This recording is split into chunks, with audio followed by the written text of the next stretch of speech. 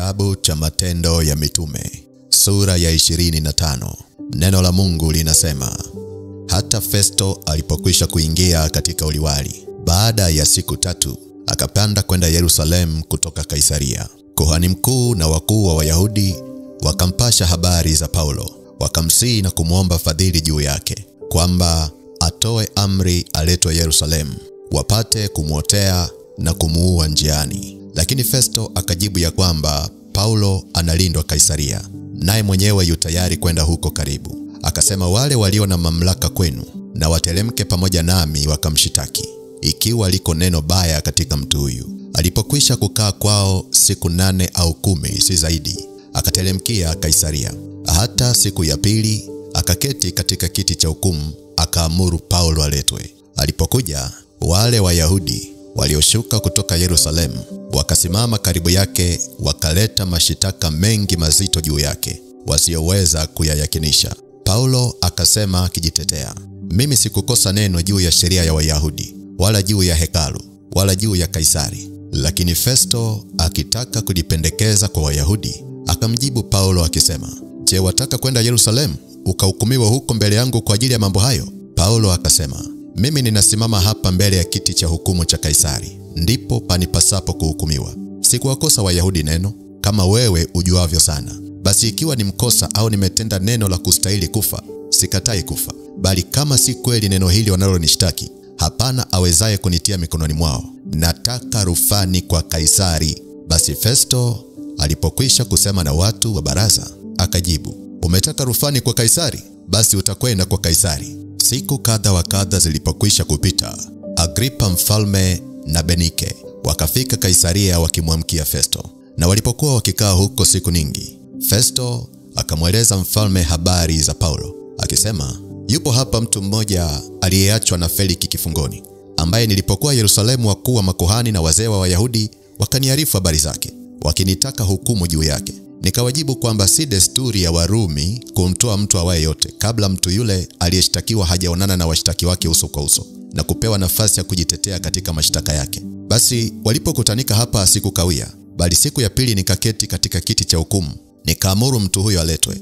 Na wale waliomshitaki waliposimama hawakuleta neno lolote baya kama nilivyodhani, bali walikuwa na maswali mengine juu yake katika dini yao wenyewe, na katika habari ya mtu mmoja Yesu aliyekuwa amekwisha kufa, ambaye Paulo alikasa kusema kwamba yu hai. Nami nikaona shaka jinsi ya kutafuta hakika ya habari hii. Nikamuuliza kama anataka kwenda Yerusalemu ahukumiwe huko katika mambo haya. Lakini Paulo alipodai kuwekwa ahukumiwe na Kaisari, nikaamuru alindwe hata nitakapompeleka kwa Kaisari. Agripa akamwambia Festo, mimi nami nilikuwa nikitaka kumsikia mtu huyu. Akasema, utamsikia kesho. Hata asubuhi Agripa akaja pamoja na Benike kwa fahari nyingi, wakaingia mahali pa kusikia maneno, pamoja na maakida wakuu na watu wakuu wa mji. Festo akatoa amri, Paulo akaletwa. Festo akasema, Mfalme Agripa, na ninyi nyote mliopo hapa pamoja nasi, mnamuona mtu huyu ambaye jamii yote ya Wayahudi huko Yerusalemu na hapa pia wamenitaka niwasaidie, wakipiga kelele kwamba haimpasi kuishi zaidi. Lakini mimi naliona kwamba hakutenda neno la kustahili kuuawa, na yeye mwenyewe alipotaka kuhukumiwa na Kaisari, nilikusudia kumpeleka kwake. Nami katika habari yake sina neno la hakika la kumwandikia Bwana. Kwa hiyo nimemleta hapa mbele yenu, hasa mbele yako wewe, Mfalme Agripa, ili akiisha kuulizwa nipate neno la kuandika. Kwa maana naona ni neno lisilo maana kumpeleka mfungwa bila kuonyesha mashtaka yale aliyoshtakiwa. Bwana Yesu asifiwe. Katika kitabu cha Matendo ya Mitume sura ya 25, tunaenda kufanya maombi ya kukata rufaa. Na jambo hili unaliona kwenye ule mstari wa 11 wa kitabu cha Matendo ya Mitume sura ya 25. Maandiko yanatuambia, basi ikiwa ni mkosa au nimetenda neno la kustahili kufa, sikatai kufa. Bali kama si kweli neno hili wanalonishtaki, hapana awezaye kunitia mikononi mwao. Nataka rufani kwa Kaisari. Bwana Yesu asifiwe. Sasa nini maana ya kukata rufaa? Ninaomba unisikilize vizuri, itakusaidia. Hili neno kukata rufaa ni neno la kisheria, likiwa na maana ya kupinga hukumu iliyotolewa na mamlaka dhidi yako, halafu unalipeleka jambo lako kwenye mamlaka iliyo ya juu zaidi, ambayo naamini kwamba itakupatia haki unayostahili kuipata. Kwa hiyo msingi wa rufani au msingi wa kukata rufaa upo kwenye dhana nzima ya kuto kukubaliana na hukumu iliyotolewa dhidi yako. Sasa katika ulimwengu wa roho kuna mamlaka za aina mbili. Kwanza, kuna mamlaka ya ufalme wa Mungu. Alafu pili, kuna mamlaka ya ufalme wa giza. Na hizi mamlaka zinafanya kazi katika maisha ya mwanadamu. Kwa maana ya kwamba mamlaka ya ufalme wa Mungu inafanya kazi kumsaidia mwanadamu, na mamlaka ya ufalme wa giza inafanya kazi ya kumwangamiza mwanadamu. Kwa hiyo ikitokea umepatwa na tatizo kwenye maisha, ufahamu ya kwamba mamlaka iliyohusika kukupa hilo tatizo ni mamlaka ya ufalme wa giza inayotawaliwa na Shetani mwenyewe. Na ikitokea umeona mambo yanaenda vizuri kwenye maisha yako, ufahamu ya kwamba mamlaka iliyohusika kukupa ushindi ni mamlaka ya ufalme wa Mungu. Bwana Yesu asifiwe. Bwana Yesu asifiwe. Sasa unapokuwa mtoto wa Mungu, ni muhimu sana uzijue haki zako. Na haki ni jambo lolote jema unalostahili kuwa nalo. Kwa mfano, ni haki yako kuishi, ni haki yako kuwa na afya njema, ni haki yako kubarikiwa, ni haki yako kuwa na amani, ni haki yako kuwa na ndoa, ni haki yako kuwa na uzao, ni haki yako kupata faida katika kazi za mikono yako, ni haki yako kukua na kuongezeka, ni haki yako kufanikiwa, ni haki yako kujibiwa maombi, na ni haki yako kuwa na furaha. Sasa zipo haki nyingi, lakini nimekutajia kwa uchache ili upate wepesi wa kuelewa jambo hili vizuri. Sasa ikitokea Shetani akaamua kukupiga kwenye afya, huo ni wakati wa kukata rufaa, kwa sababu kwa mujibu wa sheria za mbinguni unayo haki ya kuwa na afya njema. Ikitokea Shetani akaamua kukupiga kwenye uzao, huo ni wakati wa wewe kukata rufaa, kwa sababu kwa mujibu wa sheria za mbinguni unayo haki ya kuwa na uzao. Ikitokea Shetani akaamua kukupiga kwenye eneo la uchumi na kukufanya uwe maskini, huo ni wakati wa wewe kukata rufaa, kwa sababu kwa mujibu wa sheria za mbinguni unayo haki ya kufanikiwa katika mambo yako yote. Sasa unapokata rufaa, maana yake ukubaliani na maamuzi yaliyotolewa na ufalme wa giza kwenye maisha yako. Unapokata rufaa, maana yake unakataa ile adhabu ya kiroho iliyotolewa na ufalme wa giza kwenye maisha yako. Unapokata rufaa, maana yake unakataa mateso yaliyotumwa na Shetani kwenye maisha yako. Lakini kwa mujibu wa sheria, ili kupinga hukumu iliyotolewa na mamlaka, ni lazima uwe na mamlaka ya juu zaidi na yenye nguvu zaidi. Na mamlaka pekee iliyo na nguvu zaidi ya kutusaidia ni mamlaka ya ufalme wa Mungu, ambayo inamaanisha ya kwamba unapopinga uhalali wa wewe kuteseka, unatakiwa kwenda moja kwa moja kwa Mungu, kwa sababu mamlaka yake ndiyo ina nguvu ya kukuondolea hukumu, ndiyo ina nguvu ya kukuondolea hatia, ina nguvu ya kukuondolea na mapigo yote uliopewa na Shetani. Kwa hiyo haijalishi Shetani amekutupia pigo la aina gani kwenye maisha yako, na haijalishi ametumia uhalali wa aina gani kuyatesa maisha yako, sisi kama watoto wa Mungu tunayo mamlaka iliyokuu zaidi ambayo tunaweza kuikimbilia na kukata rufaa na kumwambia Mungu, tunakataa hali tulizonazo, tunakataa magonjwa tulionayo, na tunakataa vifungo tulivyo navyo. Tunaomba uingilie kati na utusaidie. Bwana Yesu asifiwe. Bwana Yesu asifiwe. Sasa ninaomba unisikilize vizuri. Unapokata rufaa, maana yake unadai haki itendeke. Na kwa mujibu wa sheria, huwezi kupata haki bila kuwajibika. Haki ni matokeo ya wajibu. Hata kama ni haki yako kuwa na afya, unao wajibu wa kuishi maisha matakatifu. Huwezi kudai haki ya kupona wakati unaishi maisha ya dhambi.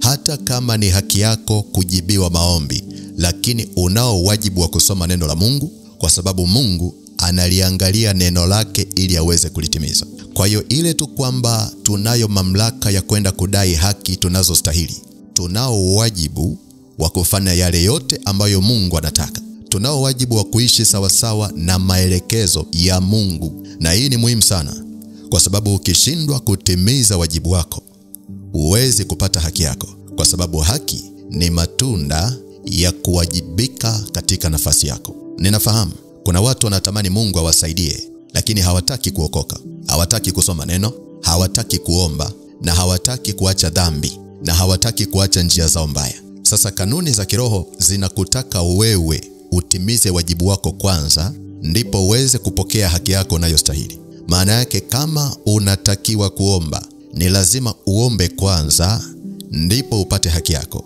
Kama unatakiwa kusoma neno, ni lazima usome neno kwanza ndipo upate haki yako. Bwana Yesu asifiwe. Bwana Yesu asifiwe. Ninaamini umenielewa. Amen. Sasa kama umenielewa, ninaomba ufunike macho yako. Funika tu macho yako. Alafu anza kutafakari. Ni jambo gani linaenda vibaya kwenye maisha yako? Na unajua kabisa kwamba ni haki yako hilo jambo liende vizuri. Lakini kila ukijitahidi kuomba inashindikana. Kila ukijitahidi kuomba bado linaharibika.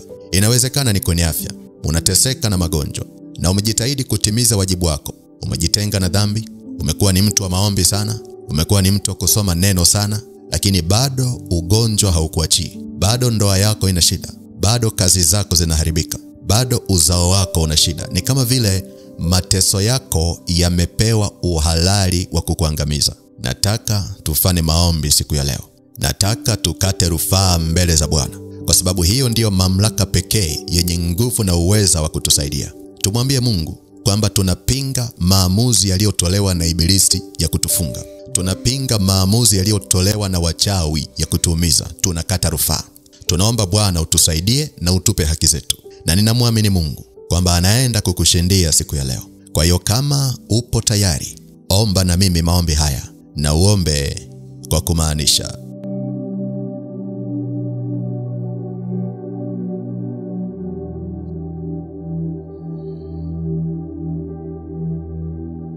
Sema: Mungu uliye hai, ninaomba toba na rehema kwa dhambi na makosa niliyofanya kwenye maisha yangu. Ninaomba unisamehe. Ninaomba unirehemu. Katika jina la Yesu. Katika jina la Yesu. Kwa maneno ya kinywa chako, nenda mbele za Mungu kwa toba na rehema, huku ukimwambia Mungu akusamehe kwa jambo lolote baya ulilolifanya. Usisahau kutubu kwa mawazo mabaya, usisahau kutubu kwa maneno mabaya na kwa kushindwa kutimiza yote yanayokupasa. Endelea kuomba, endelea kuomba, endelea kuomba, endelea kuomba, endelea, endelea, endelea.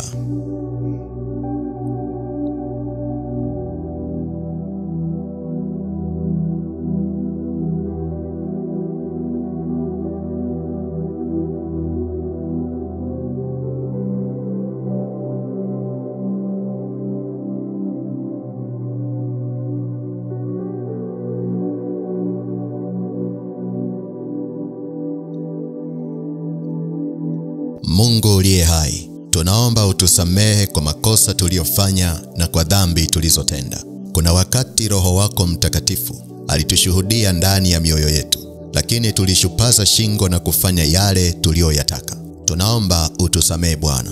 Tunaomba uturehemu Bwana. Tusamehe kwa mawazo mabaya yaliyojenga ngome ya uharibifu kwenye nafsi zetu.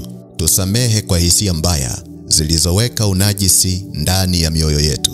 Tusamehe kwa kushindwa kuishi sawasawa na maelekezo ya neno lako. Tumezifuata akili zetu wenyewe na kuyafanya mashauri yetu wenyewe. Tumeshindwa kutembea kikamilifu katika njia za haki, na shetani akapata uhalali wa kutawala maisha yetu. Baba wa rehema, tunaomba utusamehe kwa yote. Tunajutia kwa kumuhuzunisha Roho wako Mtakatifu kwa sababu ya maovu yetu. Tunaomba utusamehe Bwana kwa dhambi zote na matendo yote mabaya tuliyoyafanya tukiwa sirini. Wewe ni mwingi wa rehema. Tunaomba uturehemu sawasawa na wingi wa rehema zako. Ukatuondolee hatia zinazochoma mioyo yetu, na ukatuondolee hukumu zilizopata uhalali kwenye maisha yetu. Nasi tunatangaza msamaha kwa watu wote waliotukosea.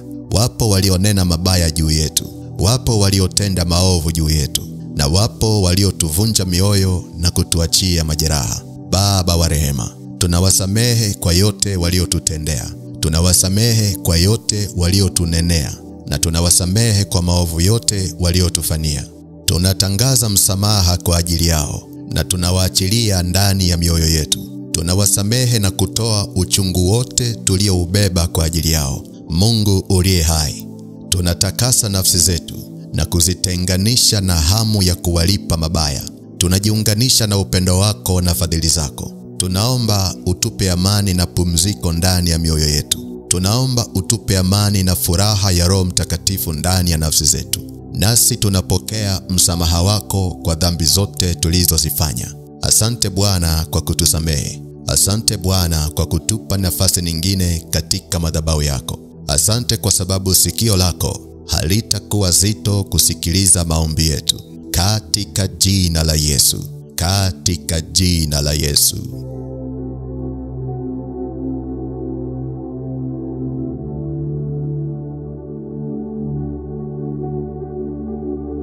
Sema: Mungu uliye hai, nasimama kama kuhani kwa ajili yangu mwenyewe. Nasimama kama kuhani kwa ajili yangu mwenyewe.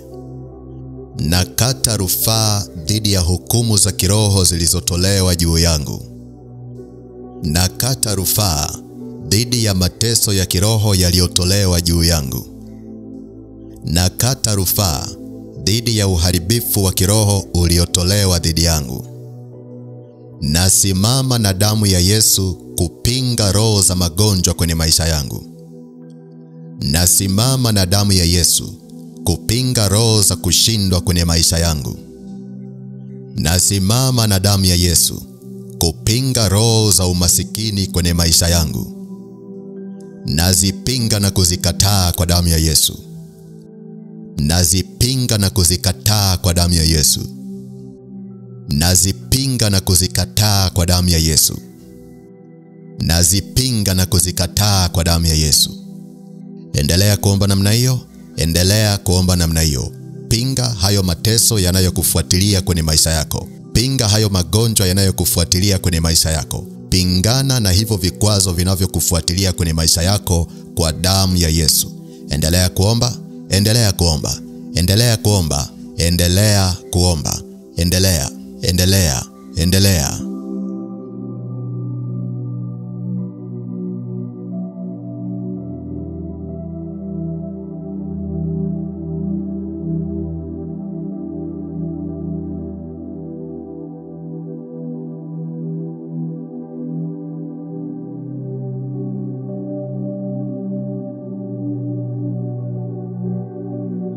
Endelea kuomba, endelea kupinga, endelea kuomba, endelea kupinga. Mwambie Mungu, nasimama na damu ya Yesu kwa ajili ya afya ya mwili wangu. Nakata rufaa dhidi ya hukumu ya magonjwa inayonifuatilia na kunitesa. Baba wa rehema, nakata rufaa dhidi ya hukumu ya ugonjwa wa moyo unaonitesa. Baba, nakataa kuteseka kwa presha. Nakataa maamuzi ya shetani kunipiga kwa ugonjwa huu. Nakataa maamuzi ya miungu ya familia kunipiga na ugonjwa huu. Nakataa maamuzi ya roho za mizimu ya familia kunipiga na ugonjwa huu. Baba, nakataa. Baba, nakataa. Sikubaliani na mateso ninayoyapata. Sikubaliani na uhalali wa ugonjwa huu kwenye mwili wangu. Maana kwa mujibu wa sheria za neno lako, ulisema Yesu ameyachukua magonjwa yetu yote. Na mimi naliamini neno lako kwamba ni amina na kweli. Nakataa uhalali wa presha kwenye maisha yangu. Nakataa adhabu ya ugonjwa wa presha kwenye maisha yangu. Nakataa Bwana. Nakataa Bwana. Sikubali kufa kwa jambo ambalo ulishanilipia pale msalabani. Sikubali kuteseka kwa ugonjwa ambao wewe ulinishindia pale msalabani. Sitaki kukubali haki yangu ya kuwa na afya ipotee wakati wewe ulimaliza yote pale msalabani. Baba, nakata rufaa kwa damu ya Yesu. Baba, nakata rufaa kwa jina la Yesu.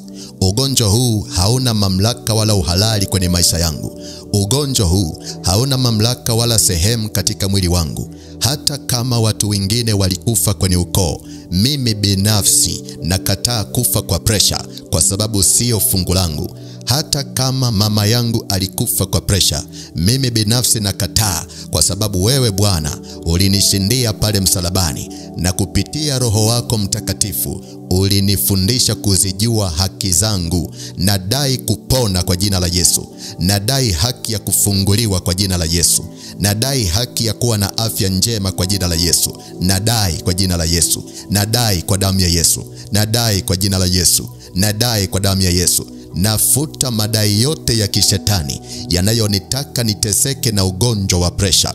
Nafuta madai yote ya kichawi yanayonitaka nife kwa presha. Nakata rufaa kwa damu ya Yesu. Nakata rufaa kwa jina la Yesu. Nadai haki yangu ya kupona kwa jina la Yesu. Nadai haki yangu ya kupona kwa jina la Yesu. Nadai haki yangu ya kuwa mzima kwa jina la Yesu. Endelea kuomba namna hiyo, endelea kukata rufaa, endelea kudai haki yako. Mwambie Bwana, nadai haki yangu ya kupona. Kama ni kazi ya kunilipia, ulishaimaliza pale msalabani. Kama ni kazi ya kunifutia madai, ulishaimaliza pale msalabani. Hakuna kitu ulibakiza, ulimaliza yote. Na sasa nimezijua haki zangu, na mimi ninadai haki ya kupona. Shetani aniachie. Nadai haki ya kuwa mzima, magonjwa yaniachie. Nadai haki ya kuwa na afya njema kwa damu ya Yesu. Nadai haki ya kuwa mzima kwa jina la Yesu.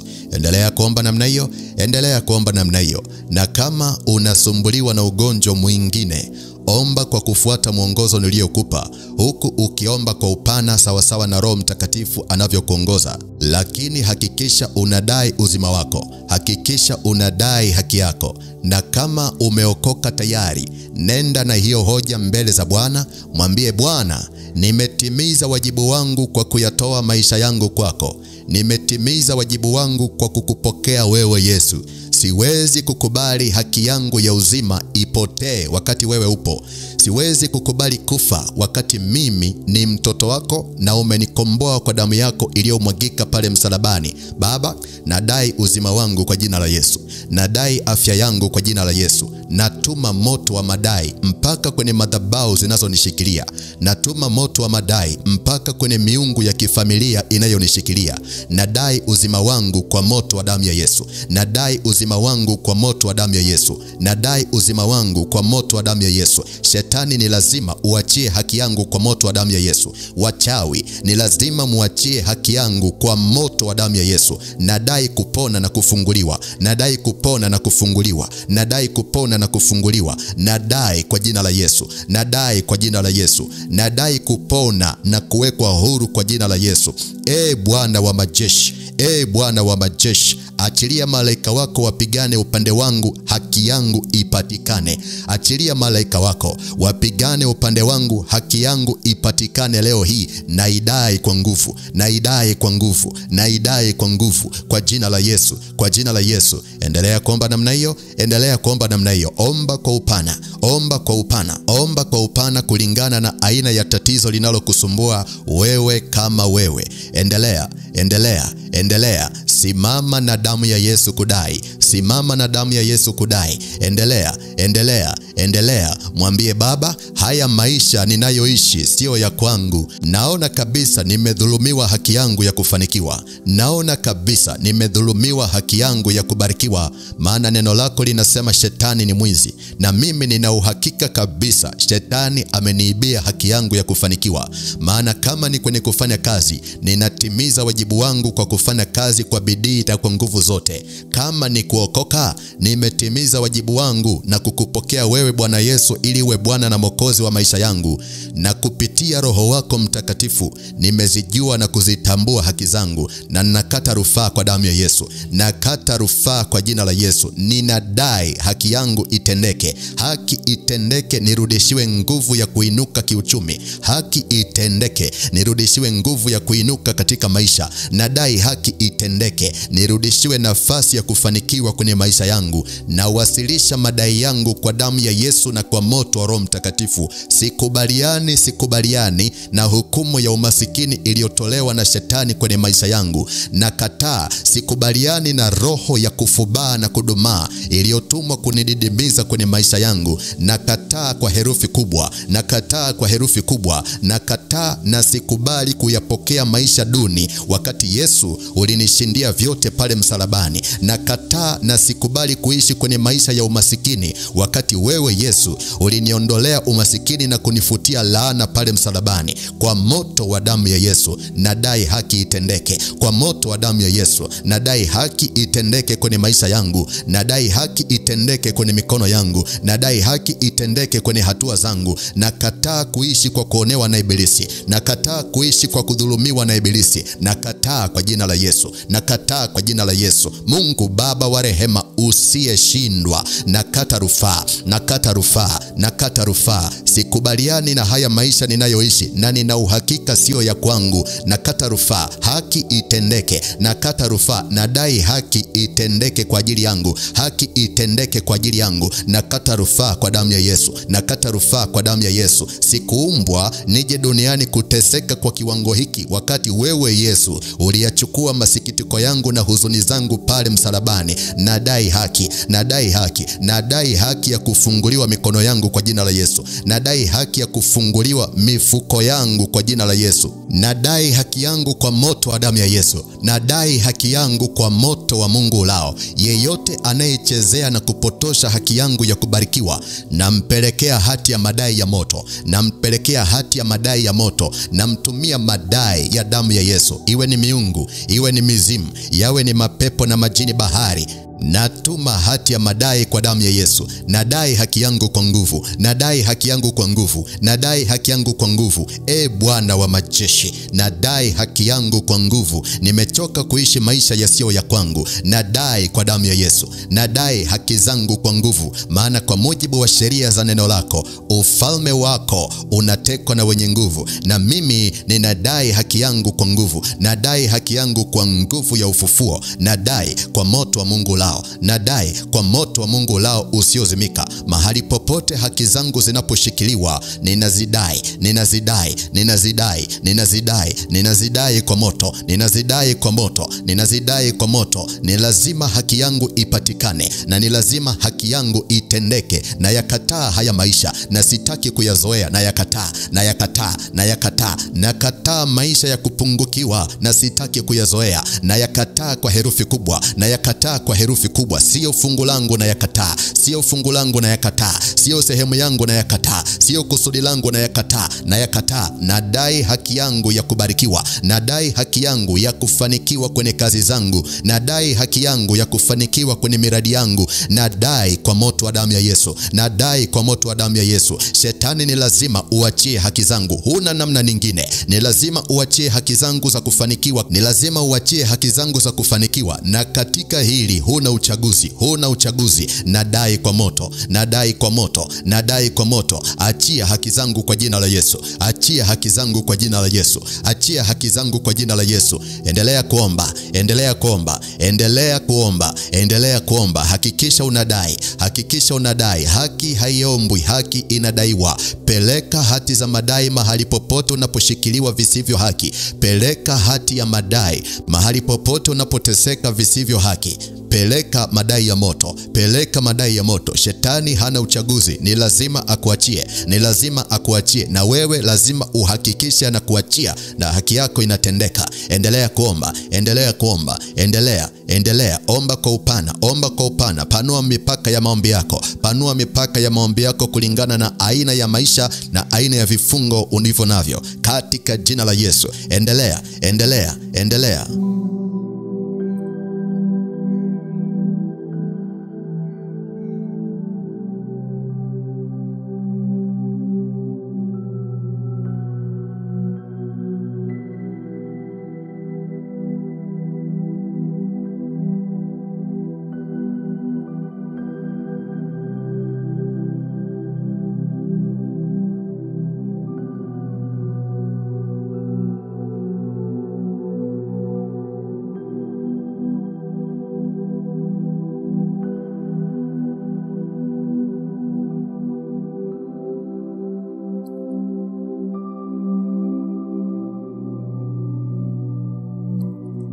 Pokea ushindi wako kwa jina la Yesu. Pokea haki yako kwa jina la Yesu. Katika kila jambo linalogusa maisha yako, pokea haki yako. Pokea haki yako. Pokea, pokea, pokea, pokea, pokea, pokea, pokea kwa jina la Yesu.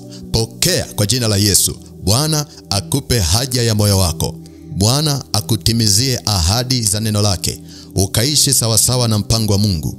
Ukaishi sawasawa na mapenzi ya Mungu, na ikawe heri kwenye maisha yako. Katika jina la Yesu. Katika jina la Yesu. Katika jina la Yesu. Katika jina la Yesu. Na kwa damu ya Yesu Kristo wa Nazareti aliye hai. Amen.